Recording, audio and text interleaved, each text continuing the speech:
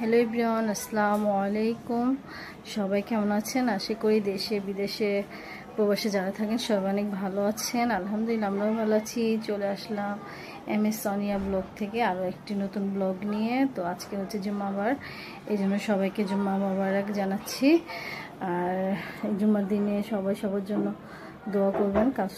জুম্মার আসরের নামাজ পড়ে দোয়া করলে আল্লাহ দোয়া কবুল করেন ইনশাল্লাহ। আমিও পড়বো।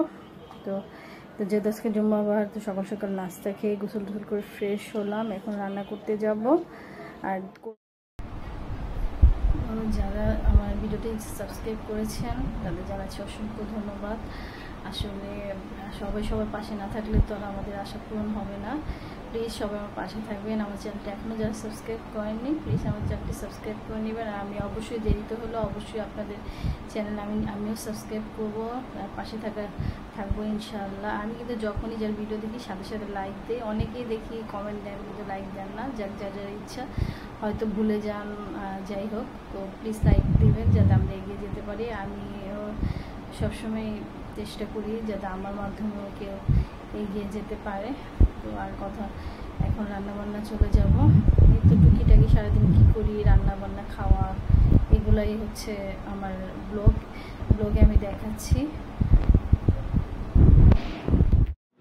তো আজকে শুক্রবারের দিন, তো এই জন্য মেহরাব দিনের বেলায় পড়তে বসছে। বললাম যে একটু পড়ালেখা করো, যেহেতু পরীক্ষার বেশি দিন বাকি নেই। তো এই জন্য লিখতে বসেছে, ইংলিশ পড়ছে। আর আমি রান্নাবান্নাটা সেরে নিব। তো দুপুরে রান্নাবান্না করছি, বেশি করে গরুর মাংস ভিজালাম। এখনও যেহেতু মাত্র ঈদ গিয়েছে, বাজার সাথে করা হয়নি, তো ভাবলাম বেশি করে গরুর মাংস রান্না করে রাখি, সাথে একটু ভর্তা টর্তা করলে 2-3 দিন খাওয়া যাবে। আর কোরবানির মাংসটা একটু বেশি করে রান্না করে ঝোড়া করে খেলে বেশি ভালো লাগে। তো এই জন্য একদম বেশি করে মাংস রান্না করছি। আর দেখেন এই যে মানে কি ডিস্টার্ব করছে, রান্না করতে পারছি না। আমি যখনই রান্না করতে আসি মানে সবগুলো এখানে আসবে। এটা হচ্ছে কিটি, যাকে আমি পালি, আর ওটা হচ্ছে টুকটুকি পালি। আর এইটা দেখেন, এটা ছাদে আসে, প্রতিদিন ছাদে আসতো, খুবই অসুস্থ রোগা ছিল। আমি একটু মায়া করে ভাত দিতাম, একটু ওষুধ টষুধ দিয়েছিলাম যাতে সুস্থ হয়। আর এখন দেখেন সারাক্ষণ ঘরের ভিতরে এসে থাকে। তো আমার হাজব্যান্ড এগুলো পছন্দ করে না, খুবই রাগারাগি করে আমার সাথে, কি আর করবো। যাই হোক, এই যে মাংসগুলো আমি সব কেটে নিচ্ছি, কেটে ধুয়ে রেডি করে নিচ্ছি। পাশাপাশি আমি এই যে পেঁয়াজটাও ভাজতে দিয়ে দিলাম। মাংস রেডি করতে করতে মশলাটাও কষানো হয়ে যাবে। এখন আমার অনেক কাজ পড়ে আছে। তো আমি এখন আগে রান্নাটা বসিয়ে তারপর আমি ডাল আর ভাত রান্না করা হয়ে গিয়েছে। হেল্পিং হ্যান্ড এসেছিল, গরম মুছে কাপড় দিয়ে গেছে। উনি 2টা কাজই করেন, আর বাকি কাজগুলো প্লেট ধোয়া এগুলো সব আমি করি। তো আজকে তো শুক্রবারের দিন, ছেলে স্কুল বন্ধ আছে, তো এই জন্য ছেলে বসে বসে টিভি দেখছে।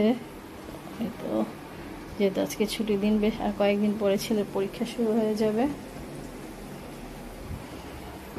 কিটি কিটি লক্ষ্মী বাচ্চাটা।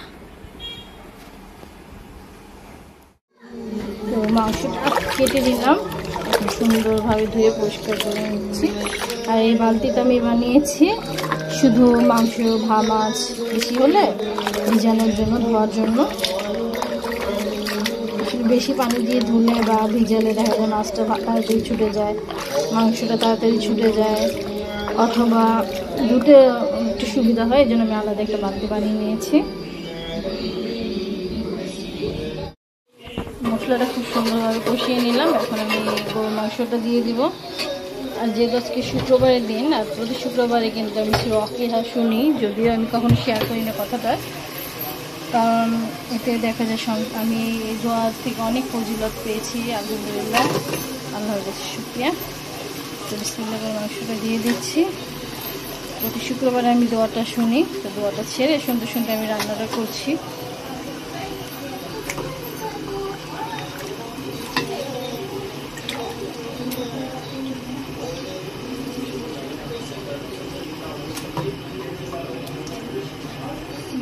মাংসটা দিয়ে দিলাম, খুব ভালো করে মাংসটা কষিয়ে নেব।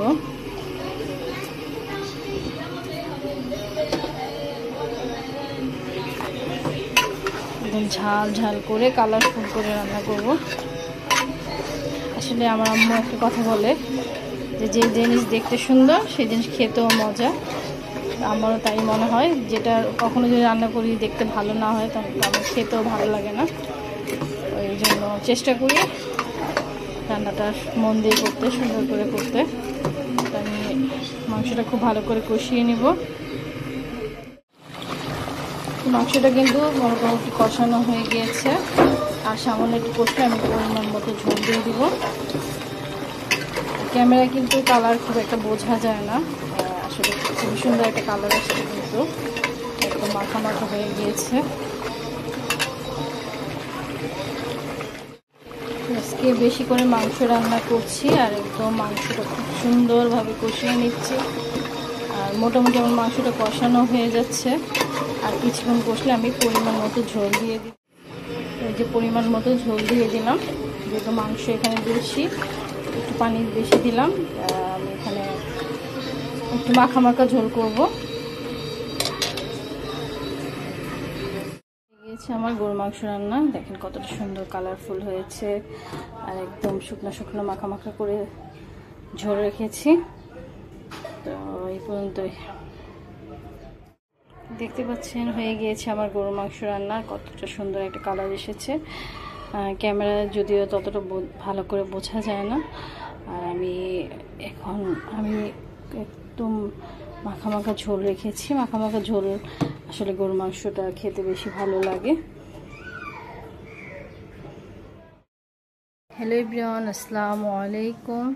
সবাই কেমন আছেন? আশা করি দেশে বিদেশে প্রবাসে যারা থাকেন সবাই অনেক ভালো আছেন। আলহামদুলিল্লাহ আমরাও ভালো আছি। চলে আসলাম MS সোনিয়া ব্লগ থেকে আরও একটি নতুন ব্লগ নিয়ে। তো আজকে হচ্ছে জুম্মাবার, এই